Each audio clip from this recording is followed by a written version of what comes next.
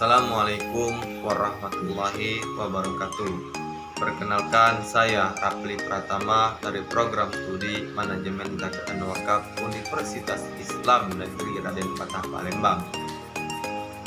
Baiklah, di sini saya akan menjelaskan materi tentang pajak penghasilan. Berbicara tentang pajak penghasilan adalah pajak yang dikenakan terhadap subjek pajak atas penghasilan yang diterima atau diperoleh dalam tahun pajak atau dalam bagian tahun pajak.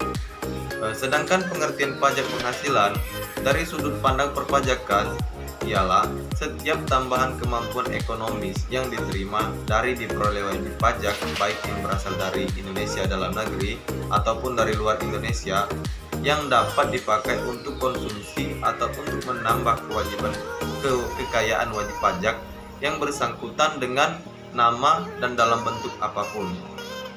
Selanjutnya, yakni subjek pajak. Subjek pajak adalah segala sesuatu yang mempunyai potensi untuk memperoleh dan menjadi sasaran untuk dikenakan pajak penghasilan. Jika subjek pajak memenuhi wajib pajak secara objektif maupun subjektif, maka disebut sebagai wajib pajak. Subjek pajak dapat kita bedakan menjadi dua, yakni orang pribadi sebagai subjek dalam negeri dan orang pribadi sebagai subjek luar negeri.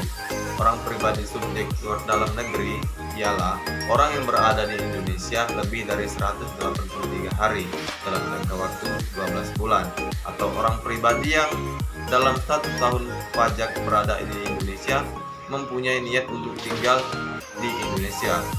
Sedangkan orang pribadi sebagai subjek luar negeri adalah orang yang tidak bertempat tinggal di Indonesia tidak lebih dari 183 hari atau tidak berniatan tinggal di Indonesia untuk menjalankan usaha tersebut. Selanjutnya yaitu yang tidak termasuk subjek pajak. Yang pertama, kantor perwakilan negara asing yang berada di Indonesia. Yang kedua, pejabat perwakilan diplomatik dan konsulat atau pejabat lain dari negara asing. Selanjutnya kita beralih ke objek pajak. Objek pajak adalah merupakan segala sesuatu baik itu barang, jasa, kegiatan, atau keadaan yang akan dikenakan pajak. Dan ada beberapa objek pajak yang menjadi objek pajak berdasarkan objek perpajakan. Pertama, penggantian atau imbalan berkenaan dengan pekerjaan atau jasa yang diterima atau diperoleh, termasuk gaji, upah, komisi, bonus, dan lain-lain. 2. Hadiah dari undian atau pekerjaan dan penghargaan. 3. Laba usaha, dan masih banyak lagi yang lainnya.